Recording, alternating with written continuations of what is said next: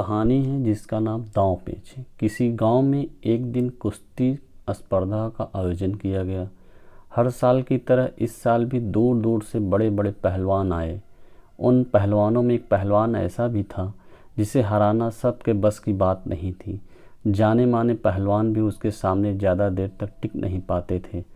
स्पर्धा शुरू होने से पहले मुखिया जी आए और बोले, भाइयों, इस वर्ष के विजेता को हम 3 लाख रुपए इनाम में देंगे। इनामी राशि बड़ी थी। पहलवान और जोश से भर गए और मुकाबले के लिए तैयार हो गए। कुश्ती स्पर्धा आरंभ हुई और वहीं पहलवान सभी को बारी बारी से चित्त करता रहा। जब हट्टे कट्टे पहलवान भी उसके सामने टिक न पाए तो उसका आत्मविश्वास और भी बढ़ गया और उसने वहां मौजूद दर्शकों को भी चुनौती दे डाली। है कोई माई का लाल जो मेरे सामने खड़े होने की हिम्मत कर सके? वहीं खड़ा एक दुबला पतला व्यक्ति यह कुश्ती देख रहा था।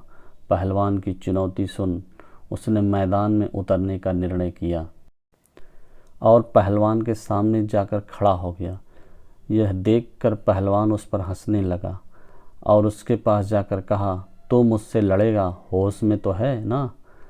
तब उस दुबले पतले व्यक्ति ने चतुराई से काम लिया और उस पहलवान के कान में कहा, अरे पहलवान जी, मैं कहाँ आपके सामने टिक पाऊँगा। आप ये कुश्ती हार जाओ, मैं आपको इनाम में सारे पैसे तो दूंगा ही और साथ में 3 लाख रुपए और दूंगा। आप कल मेरे घर आ जाना। आपका क्या है, सब जानते हैं कि आप कितने महान हैं। एक बार हारने से आपकी ख्याति कम थोड़ी ही हो जाएगी।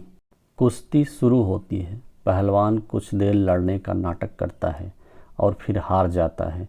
यह देखकर सभी लोग उसकी खिल्ली उड़ाने लगते हैं और उसे घोर निंदा से गुजरना पड़ता है। अगले दिन वह पहलवान शर्त के पैसे लेने उस दुबले व्यक्ति के घर जाता है और 6 लाख रुपए मांगता है। तब वह दुबला व्यक्ति बोलता है, भाई किस बात के पैसे? अरे वही जो तुमने मैदान में मुझे देने का वादा किया था। पहलवान आश्चर्य से देखते हुए कहता है। दुबला व्यक्ति हंसते हुए बोला, वह तो मैदान की बात थी ना, जहाँ तुम अपने दांव पेंच लगा रहे थे और मैंने अपना, पर इस बार मेरे दांव पेंच तुम पर भारी पड़े और मैं जीत गया। मित्रों, ये कहानी हमें सीख देती है कि थोड़े से पैसों के लालच में वर्षों के कड़े परिश्रम से कमाई प्रतिष्ठा भी कुछ ही पलों में मिट्टी में मिल जाती है और धन से भी हाथ धोना पड़ता है।